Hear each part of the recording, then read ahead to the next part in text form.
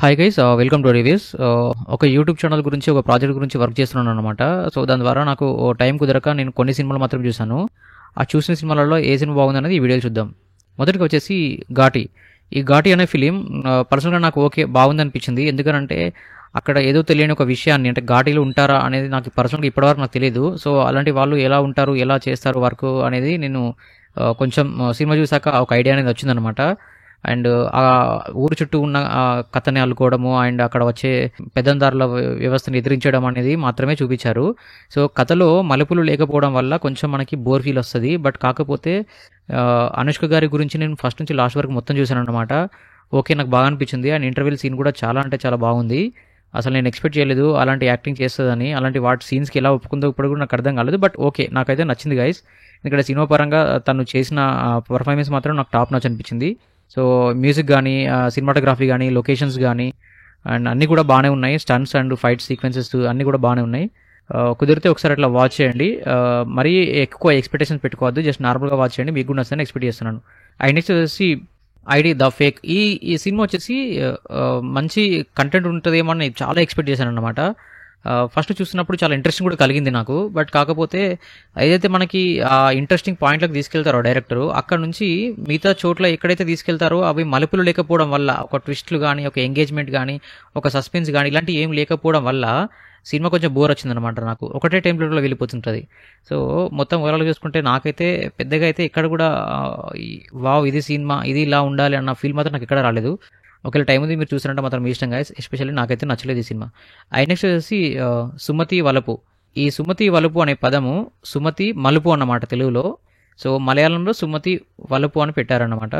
And కేరళలో ఒక area ఉంటుంది. ఆ ఏరియాలో నిజంగానే ఇలా జరుగుతుంది అనే ఒక రూమర్ ఉంది అన్నమాట. సో దాన్ని ఆధారంగా తీసుకున్న డైరెక్టర్ ఈ సినిమాని కథను డెవలప్ చేశారు.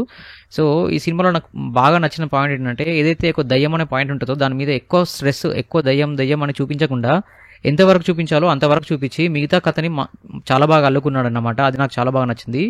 అండ్ న్యాచురల్గా ఉంటుంది. మంచి సినిమా గైస్, మిస్ అవ్వద్దు మీరు. Cinematography, music, editing, direction, story, characterisations everything is good అనమాట. నాకైతే పర్సనల్గా నచ్చింది. మీరు కూడా చూడండి గైస్, మీకు కూడా నచ్చిందని ఎక్స్పెక్ట్ చేస్తున్నాను.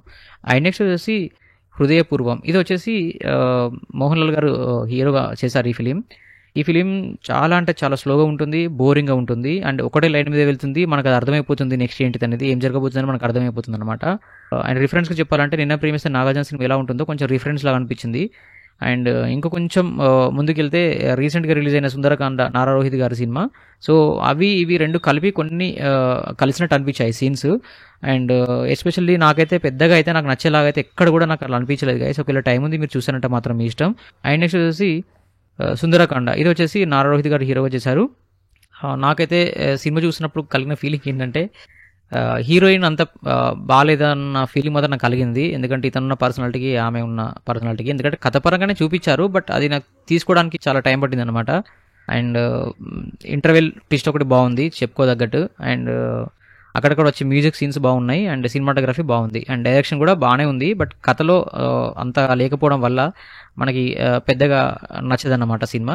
అండ్ సంభాషణలు ఏదైతే డైలాగ్స్ ఉంటాయి చూసావా, అవి డైలాగ్స్ అనేవి కొంచెం బాగానే ఉన్నాయి.